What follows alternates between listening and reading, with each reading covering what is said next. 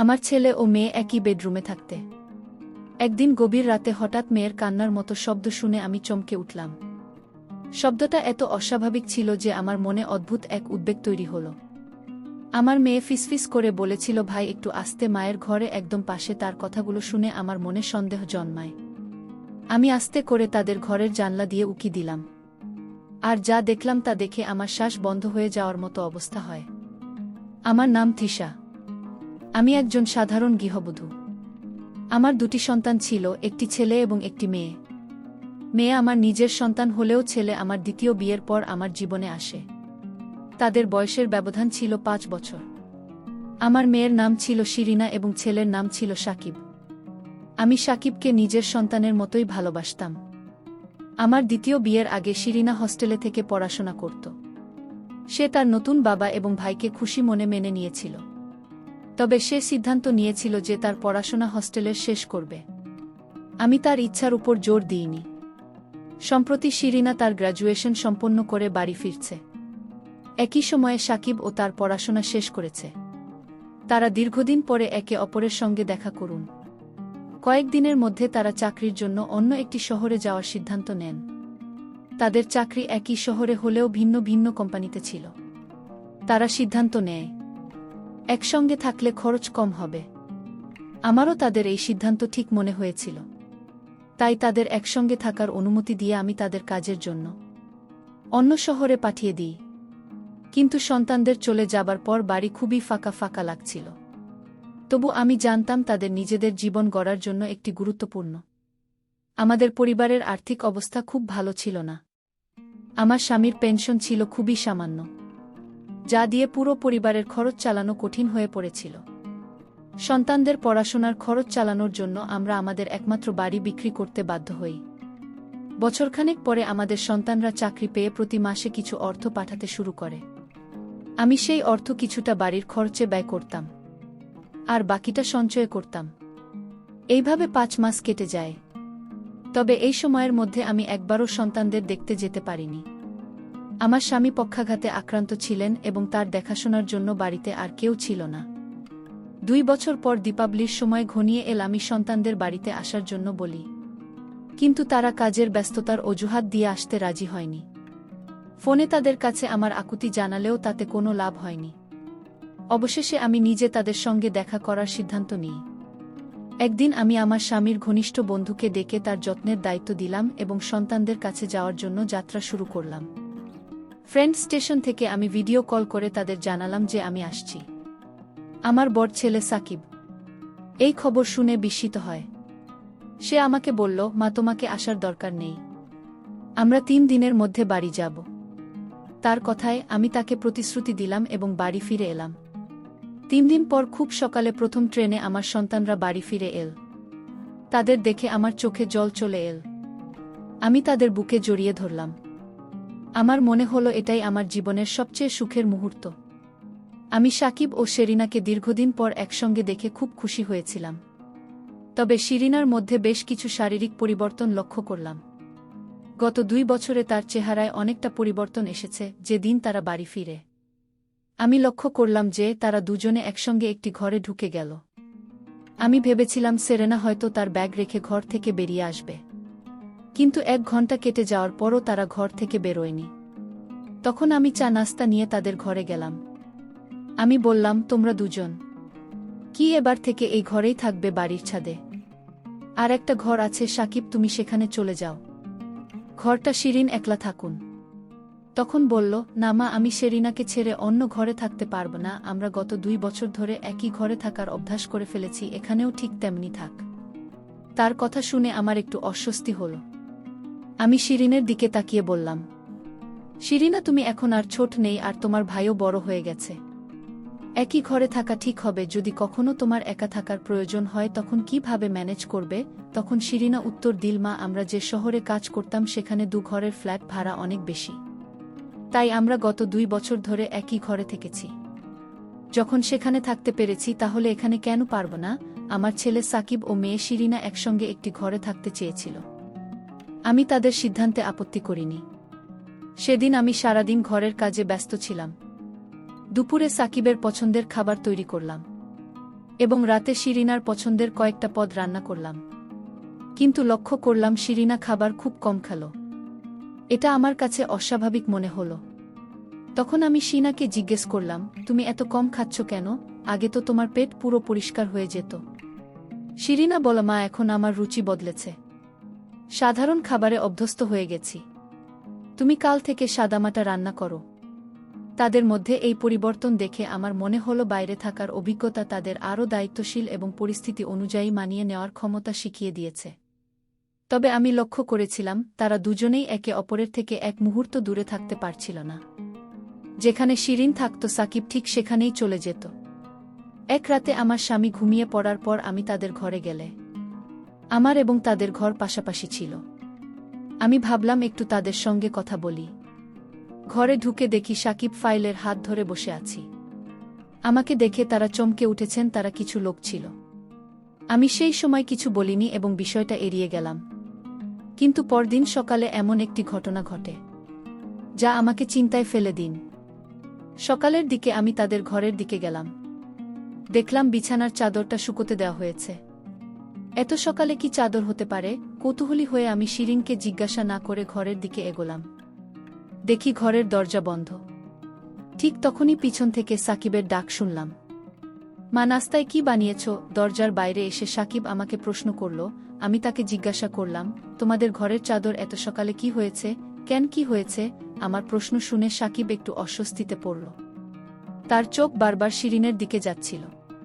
তখন শিরিনের সামনে এসে বলল, মা, চাদরটা আমিই ধরেছি, ওটাতে ধুলো জন্মেছি, তাই বারবার হাঁচি আসছি, এজন্য সকালে ধুয়ে নিয়েছি।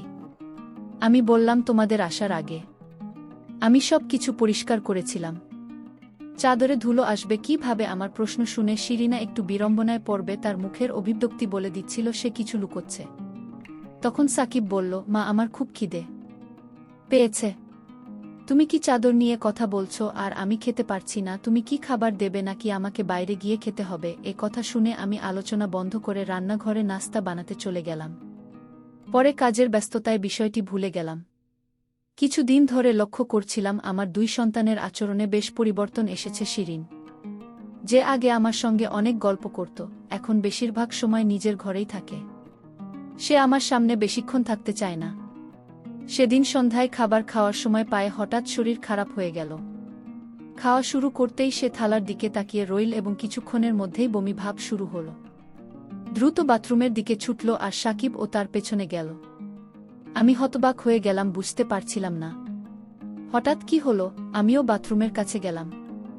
তখন সাকিব সেরিনাকে কাঁধে ভর দিয়ে বাইরে নিয়ে আসছিল। সাকিবের সেরিনাকে ধরে রাখার ভঙ্গি আমার কাছে কিছুটা অস্বাভাবিক লাগল। এটি দেখে আমার মনে অদ্ভুত অনুভূতি হলো। তারা এমন আচরণ কেন করছে? আমার মনে বিভিন্ন প্রশ্নে ভরে যেতে থাকে।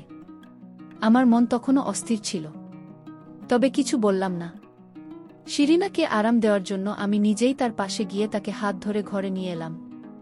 তারপর তাকে এক গ্লাস জল দিলাম এবং জিজ্ঞাসা করলাম, তোমার হঠাৎ এমন বমি ভাব হল কেন? খাওয়া শুরুর আগেই তো বমি লাগছে। আমার প্রশ্নের উত্তর সাকিব দিল, মা, শিরিনা ঘরে বসে তেল মশলা দেওয়া চিপস খেয়েছে, তাই এখন তার এমন লাগছে। শিরিনা ও সাকিবের কথা সমর্থন করে বলল, হ্যাঁ মা, আমি চিঠি পেয়েছি, এখন থেকে আর এমন করব না। আমি জিজ্ঞাসা করলাম, এখন কেমন লাগছে? একটু খেয়ে নাও, তারপর বিশ্রাম করো। শিরিনা বলল, মা, আমি অনেক চিপস খেয়ে ফেলেছে, এখন আর খেতে ইচ্ছে করছে না, আমি ঘুমোতে যাচ্ছি, তোমরা খেয়ে নাও। এটা বলে শিরিনা তার ঘরে চলে গেল। না খেয়ে ঘুমোতে যাওয়াটা আমাকে বেশ অস্বস্তিতে ফেল। রাতের খাবার শেষে আমি তার জন্য এক গ্লাস দুধ নিয়ে গেলাম।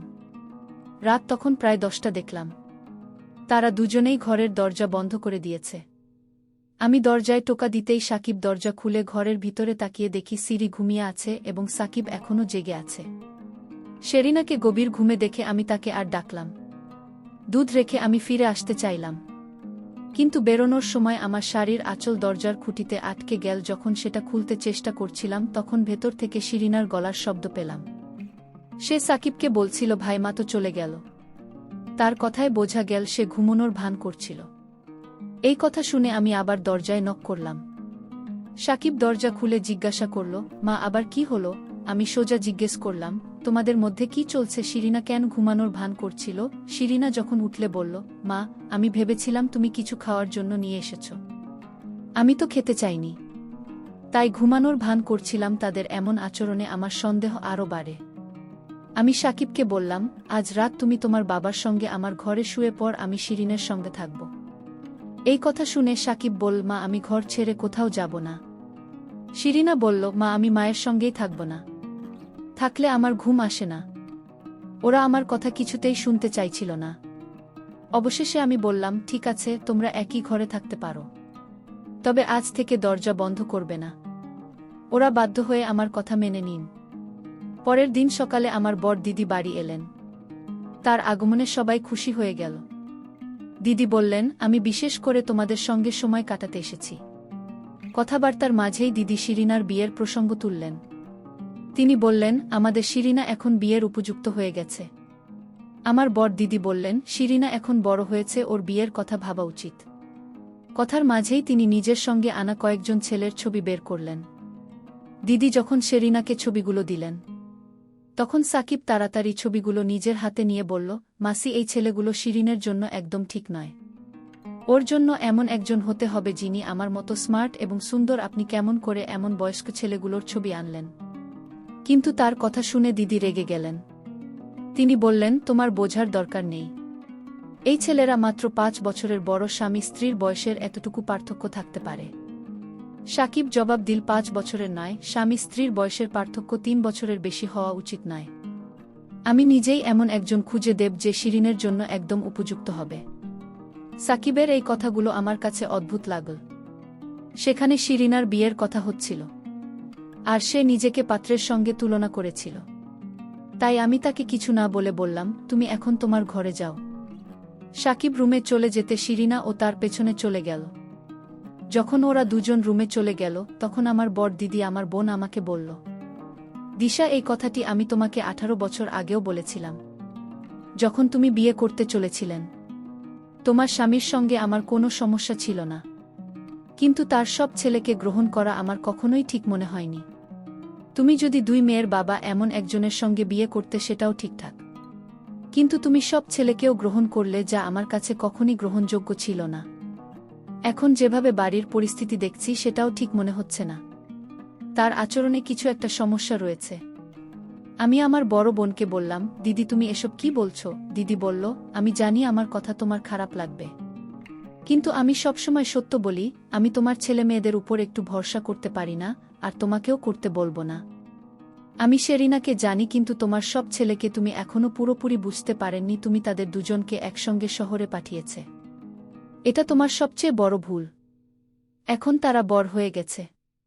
তুমি কি জানো, শহরে ভাই বোন বন্ধুর মতো থাকে, কিন্তু সম্পর্ক বন্ধুত্বের চেয়েও এগিয়ে যেতে পারে। তুমি কি কখনো তাদের ফ্ল্যাটে গিয়েছ? না, যাওনি। আমি শুধু চাই তাদের সম্পর্কে এমন কিছু না ঘটুক যা আমাদের পরিবারের জন্য লজ্জার কারণ হয়ে দাঁড়ায়। দিদির কথা তীর্থ ছিল, কিন্তু এখন আমিও সাকিব আর শিরিনার আচরণ নিয়ে সন্দেহ করতে শুরু করেছি। কিছুদিন ধরে বাড়িতে একটা অদ্ভুত পরিবেশ তৈরি হয়েছিল। সাকিব শিরিনা একে অপরের কাছ থেকে এক মুহূর্তের জন্য আলাদা হতো না। শিরিনা যেন আমাকে এড়িয়ে চলছিল। সেই রাতে আমার দিদি বাড়িতে ছিলেন, তাই আমি তার সঙ্গে ঘরে ঘুমিয়েছিলাম। দিদির কথাগুলো সারা রাত আমার মনের শান্তি কেড়ে নিয়েছিল। রাত প্রায় 2টা নাগাদ যখন আমার ঘুম ভাঙল এবং আমি পাশ ফেললাম, তখন লক্ষ্য করলাম বাচ্চাদের ঘরের লাইট এখনো জ্বলছে। বিষয়টি দেখে আমি কৌতূহলী হয়ে তাদের ঘরের দিকে এগিয়ে গেলাম। ঘরের বাইরে পৌঁছানোর পর আমি শিনার গলা শুনতে পেলাম। সে বলছিল, দাদা, তাড়াতাড়ি লাইট বন্ধ করো। মা যদি আমাদের ঘরের দিকে তাকায়, তাহলে সবকিছু ফাঁস হয়ে যাবে। এই কথা শুনে আমি দরজার ফাঁক দিয়ে উকি দিলাম। উকি দিয়ে যা দেখলাম, তাতে আমার মাথায় যেন আকাশ ভেঙে পড়ল। দেখলাম শিরিনা কান্না করছে, আর তার ভাইকে বলছে, আমি আর বাঁচতে চাই না, কারণ আমার সন্তানের ভার কে নেবে। তখন সাকিব বলল, তুই কোনো চিন্তা করিস না, আমি তো আছি তো, এই সন্তানের ভার আমি নিলাম। আর যে তোর সাথে মিথ্যা ভালোবাসার নাটক করে তোকে ঢুকিয়েছে, আমি তাকে জেলে পাঠাব। শিরিনা একজন ম্যানেজারকে ভালোবাসতেন, আর সেই ম্যানেজার তাকে ঠকিয়েছে। আর এই ম্যানেজারের কারণে আজ আমার বোন মা হতে চলেছে। আমার বোন চেয়েছিল আত্মহত্যা করতে, কিন্তু আমি তাকে দেখিনি। আমি তার সন্তানের দায়িত্ব নিয়েছি। যতদিন সেরিনাকে এবং তার সন্তানকে মেনে নেবে এমন কাউকে না পাওয়া পর্যন্ত আমি সেরিনাকে আমার করে রাখব। যখন মা আমাদের এমন কথা শুনেছিল তখন মা চোখের জল ফেলে বললেন, আমি যা সন্দেহ করেছিলাম সব ভুল। তোদের ভাই বোনের সম্পর্কে এত পবিত্র বন্ধুরা, আজকের গল্পটি কেমন লাগলো তা অবশ্যই কমেন্ট করে জানাতে ভুলবেন না। আর এরকম নতুন নতুন গল্প পেতে আমার চ্যানেলটিকে সাবস্ক্রাইব করে পাশে থাকবেন। ধন্যবাদ।